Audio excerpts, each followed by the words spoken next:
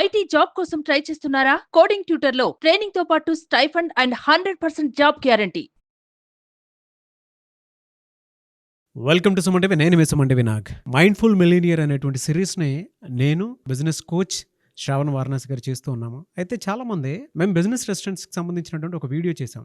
ఎక్కడ వాళ్ళు ఫెయిల్ అవుతున్నారు, 99% రెస్టారెంట్ బిజినెస్ ఫెయిల్ అవ్వడానికి కారణం ఏంటి అనేటువంటి దానికి ఒక వీడియో చేసాము. 1 మిలియన్ వ్యూవర్షిప్ వచ్చింది. అంటే నాకు అర్థమైంది ఏంటంటే, ఓహో దీని మీద అవగాహన కావాలి అనుకునేటువంటి వాళ్ళు చాలామంది ఉన్నారు. అండ్ దాంతోపాటు ఫుడ్ బిజినెస్ పెట్టాలి అనుకునేటువంటి వాళ్ళు చాలామంది ఉన్నారు. లోన్ ప్రాసెస్ ఏ విధంగా ఉండాలి అని తెలుసుకునేటువంటి వాళ్ళు కూడా చాలామంది ఉన్నారు. అందులో భాగంగానే సో ఈ వీడియోలో ఒక ఫుడ్ బిజినెస్ పెట్టాలి అని అంటే ప్రాపర్గా ప్రొఫెషనల్ స్ట్రక్చర్ తోటి వెళ్ళాలి అనుకున్నటువంటి వాళ్ళు పూర్తిగా ఈ వీడియోని చూడండి. సో డెఫినెట్గా కొన్ని విషయాలు తెలుస్తాయి. ఎన్ని లైసెన్సెస్ కావాలి అనేటువంటిది పూర్తి డీటెయిల్స్ ఈ వీడియోలో ఉంటాయి. పాకెట్ ఫ్రెండ్లీ వీడియో ఇది.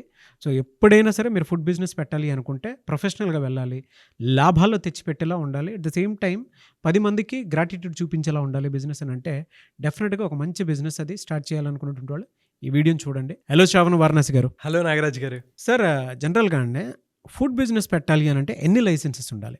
సో నాగరాజ్ గారు, ఈ మధ్య ఒక కాంట్రవర్షియల్ స్టేట్మెంట్ ఒకటి వచ్చిందనమాట బయటికి. ఏంటంటే గన్ను కొనటం కన్నా గన్ను కొనడానికి కేవలం 13 లైసెన్సులే కావాలి, కానీ రెస్టారెంట్ పెట్టడానికి 32 లైసెన్సులు కావాలి అని చెప్పేసి ఒక వార్త హల్చల్ చేస్తుంది అనమాట. బా, ఎందుకంటే ఈ ఒక్క స్టేట్మెంట్ చాలు ప్రొఫెషనల్ రెస్టారెంట్స్ ఎన్ని ఉన్నాయో తెలుసుకోవడానికి, ఎన్ని లైసెన్స్లు ఉన్నాయో తెలుసుకోవడానికి. అయితే ఇట్ డిపెండ్స్ ఆన్ లొకేషన్ బట్టి లొకేషన్. ఇప్పుడు ఢిల్లీ ఎన్సీఆర్ రీజియన్లో చూసుకుంటే ఆల్మోస్ట్ 32 లైసెన్సులు కావాలి అని చెప్పేసి అథారిటేటివ్గా చెప్తున్నారు. అలాగే కొన్నిసార్లు బెంగళూరులో 36 కావాలని, ఇంకా కొన్ని చోట్ల 42 లైసెన్సులు కూడా కావాలని చెప్తున్నారు. అంటే ఒక్కొక్కరిది ఒక్కొక్క లెక్క ఉంది. అయితే ఒక బేసిక్ రెస్టారెంట్ మీరు పెట్టాలి, ఆథరైజ్డ్గా వెళ్ళాలి అనుకుంటే మినిమం 12 అయితే కావాలి. అంటే 32 అనేవి ఇప్పుడు అవేవేవో నేను చెప్తాను. కొన్ని చూసుకుంటే ఫస్ట్ డాక్యుమెంట్స్ ఏమేమి కావాలంటే FSSAI అంటే food safety standards authority of India. అంటే మనం ఏ బిజినెస్ అయినా పెట్టడానికి నువ్వు అర్హత సంపాదించుకోవడానికి ఫస్ట్ ఈ సర్టిఫికేట్ ఉండాలి. ఇది చూస్తే ఏంటంటే కస్టమర్స్ నేను ఇక్కడికి వచ్చి తినచ్చు, ఇది ఇక్కడ ఫుడ్ సేఫ్టీ వాళ్ళు ఆథరైజ్డ్ చేసింది అనడానికి ఇది ఫస్ట్ తీసుకోవాల్సింది. సెకండ్ ఏంటంటే ఈటింగ్ హౌస్ లైసెన్స్. ఇప్పుడు మీరు రెస్టారెంట్ పెడతారు, ఒక 50 మందా, 100 మందా, 200 మందా, 20 మందా, దానికి తగ్గట్టు ప్రైజులు ఉంటాయి, దానికి బట్టి పర్మిషన్లు తీసుకోవాలి. అంతే తప్ప నేను ఇంత ప్లేస్ తీసుకుంటా, ఇక్కడ 50 మందికి తీసుకొని 100 మందికి పెట్టేస్తానంటే అది ఒప్పుకోరు. సో సెకండ్ లైసెన్స్ ఇది మీరు ఎంత కెపాసిటీతో చేస్తున్నారు అనేది కూడా క్లియర్గా మీరు ఇవ్వాలి. థర్డ్ ఏంటంటే health or trade licence. So health ఏంటి, ఇప్పుడు ఎంతోమంది హెల్త్లు దీని మీద డిపెండ్ అయి ఉన్నాయి. ఇప్పుడు చాలా ప్రాబ్లం ఏమైందంటే హైదరాబాద్లో, ఎస్పెషల్లీ భారతదేశం మొత్తంలో ఈ ఫుడ్ సేఫ్టీ రెగ్యులేషన్స్ తగ్గటం వల్ల ఎంతోమంది హాస్పిటల్లో జాయిన్ అవుతున్నారు. సో హెల్త్ రిలేటెడ్ దానికి కూడా ఒక లైసెన్స్ అనేది తీసుకోవాలి. ఇనీషియల్గా ఇచ్చేటప్పుడు అందరూ మేము బాగా చేస్తామని చెప్పి తీసుకుంటారు. దాని తర్వాత కల్తీలు చేసేసి లో క్వాలిటీ ఆయిల్స్ వాడి దాన్ని నాశనం చేస్తారు. అది సపరేట్ స్టోరీ. థర్డ్ ఏంటంటే health or trade licence. Fourth one ఏంటంటే మీరు లిక్కర్ పెట్టాలనుకుంటున్నారు, లిక్కర్ సర్వ్ చేయాలనుకుంటున్నారు. రెస్టో బార్స్ ఉంటాయి కదా, మీరు లిక్కర్ సర్వ్ చేయడానికి, లిక్కర్ ఎందుకు మంచి ప్రాఫిటబుల్ బిజినెస్, దానికి చేయడానికి మీరు లిక్కర్ లైసెన్స్ కూడా తీసుకోవాలి. సో అది తీసుకోకుండా కొంతమంది సర్వ్ చేసేస్తుంటారు, సైలెంట్గా చేసేద్దామంటే వెనక్కి దోసేస్తారు. సో ఫిఫ్త్ పాయింట్ చూసుకుంటే GST రిజిస్ట్రేషన్. సో ప్రతి రెస్టారెంటు ఈ GST కింద ఉండాలి, అంటే మీరు బిజినెస్ చేస్తున్నారు అనడానికి. అయితే ఆంధ్రాలో మీరు ఒకటే బిజినెస్ ఉంది, మీకు ఆంధ్రాలో ఉంది పెట్టాలనుకుంటున్నారు, అలాగే తెలంగాణలో పెట్టాలనుకుంటే 2 సపరేట్ GST రిజిస్ట్రేషన్ తీసుకోవాల్సిన అవసరం ఎంతైనా ఉంది. సో దాని మీద కూడా మీరు ఫోకస్ చేయాలి. అండ్ అలాగే సో సిక్స్త్ పాయింట్ ఏంటంటే ఎన్విరాన్మెంట్ క్లియరెన్స్. అంటే మనం చేసే వస్తువుల వల్ల, ఫుడ్ వల్ల ఎన్విరాన్మెంట్కి ఎటువంటి ప్రాబ్లం లేదు అని కూడా మనం లైసెన్స్ తీసుకోవాలి.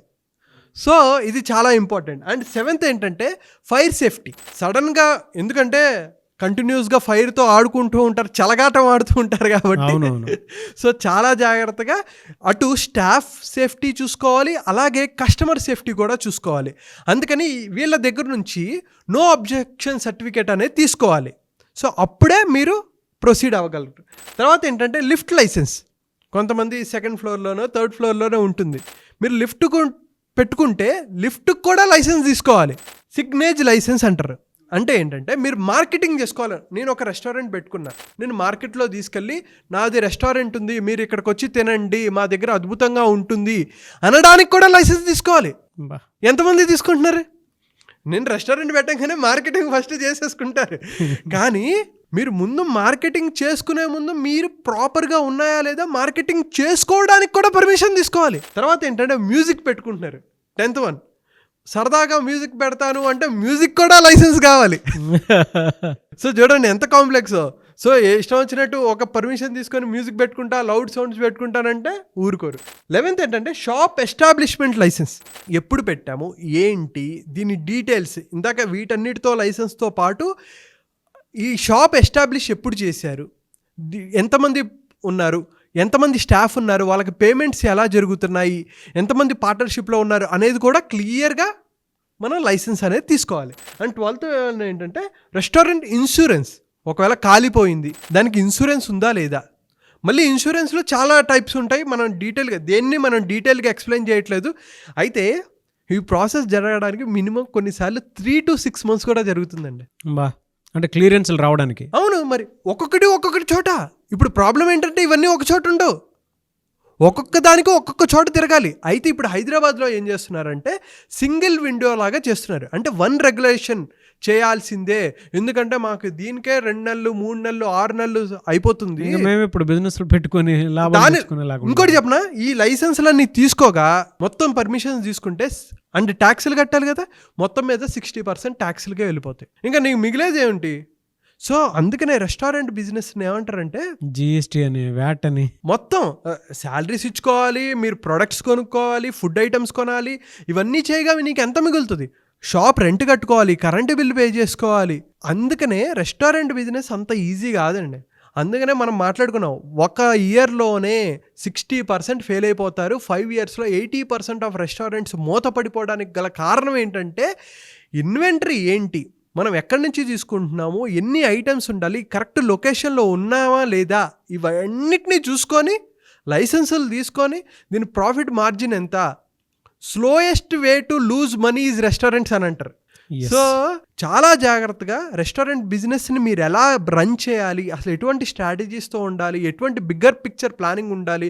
ఒకవేళ నేను 5 to 6 months నేను మార్కెట్లోకి వెళ్ళలేకపోయినా సరే, నేను డబ్బులు సంపాదించుకోగలనా, స్టాఫ్కి శాలరీస్ పే చేసుకోగలనా, రెంట్ కట్టుకోగలనా, కరెంటు బిల్లు కట్టుకోగలనా అనే నమ్మకంతో ఉంటేనే మీరు బిజినెస్ స్టార్ట్ చేయాలి.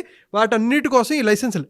ఇది ఎందుకు చెప్తున్నానంటే లైసెన్సులు అన్నీ తీసుకుంటారు, బిజినెస్లో ప్రాఫిట్ లేకపోతే ఇక్కడ టైం వేస్ట్ అయిపోయినట్టు, ఇక్కడ డబ్బులు ఖర్చు పెట్టారు, తర్వాత బిజినెస్ ఫెయిల్ అయిపోతే 1 yearలో ఫెయిల్ అయిపోతే చాలా బాధగా ఉంటుంది. సో వీటన్నిటిని అర్థం చేసుకొని ఒక మెంటర్ ఎవరైతే మీకు కరెక్ట్గా గైడ్ చేయగలరో. ఇప్పుడు వేరే రెస్టారెంట్కి వెళ్ళి సార్ మీ బిజినెస్ మోడల్ చెప్తారా, మేము చేసుకుంటామంటే ఎందుకు చెప్తాడండి, వాడి సీక్రెట్స్ నీకు చెప్పాడు కదా. సో మేమంటే ఆ బిజినెస్ సీక్రెట్స్ ఏంటి, వాళ్ళ బిజినెస్ మోడల్స్ ఏంటి అర్థం చేసుకొని ఒక సక్సెస్ఫుల్ రెస్టారెంట్ని రన్ చేయడానికి ఎటువంటి అర్హతలు ఉండాలి, ఎటువంటి స్ట్రాటజీస్ ఉండాలి, ఎటువంటి మోడల్ ఉండాలి అనేది మేము అబ్జర్వ్ చేసాం కాబట్టి మేము వాటిని క్లియర్గా చెప్తూ ఉంటాం. సార్ మీ అపాయింట్మెంట్ తీసుకోవాలంటే ప్రాసెస్ ఏంటండి? సో క్లియర్గా కింద కనిపిస్తున్న నెంబర్కి కాల్ చేసి ఒక 2 to 3 hours అపాయింట్మెంట్ ఉంటుందండి. ఆల్రెడీ మీరు బిజినెస్ రన్ చేస్తున్నారు, ప్రాఫిటబుల్లోకి తీసుకెళ్ళాలి, స్కేలప్ చేయాలి అని అనుకుంటున్నారా, లేదు నేను ఒక ఫ్రాంచైజ్ మోడల్లో వెళ్ళాలనుకుంటున్నా, మన దగ్గర ఫ్రాంచైజెస్ ఉన్నాయి. సో ఏ మోడల్లో వెళ్దామని అనుకుంటున్నారు, ఎలా మార్కెట్ చేసుకోవాలి, ఎలా సేల్స్ పెంచుకోవాలి, ఎలా టీమ్ని ఆర్గనైజ్ చేసుకోవాలి, ఎలా మార్కెట్లోకి దూసుకెళ్ళాలి. ఎందుకంటే restaurant business is bottleneck business, cut throat business అనమాట. ఎందుకంటే అందరూ రెస్టారెంట్ బిజినెస్ పెడదాం అని చెప్పి చాలా కాంపిటీషన్ పెరగబోతుంది. కాబట్టి మీరు ఎటువంటి స్ట్రాటజీస్తో ముందుకు వెళ్ళాలి, మీ బడ్జెట్ ఏంటి అనేది మొత్తం మనం ఒక ఓవర్వ్యూ ప్లాన్ వేసి ఎలా ముందుకు వెళ్ళాలి అనేది మనం ఎక్స్ప్లెయిన్ చేస్తాం సార్. కింద కనిపిస్తున్న నెంబర్కి కాల్ చేసి రిజిస్టర్ చేసుకోవచ్చు, అపాయింట్మెంట్ బుక్ చేసుకోవచ్చు. మనం డీటెయిల్గా మాట్లాడుకుంటాం, ఒక 5 నిమిషాలు 10 నిమిషాలు మాట్లాడేది కాదండి. సో అపాయింట్మెంట్ ఫీజు మీరు పే చేసి తీసుకోవాలి. డెఫినెట్గా.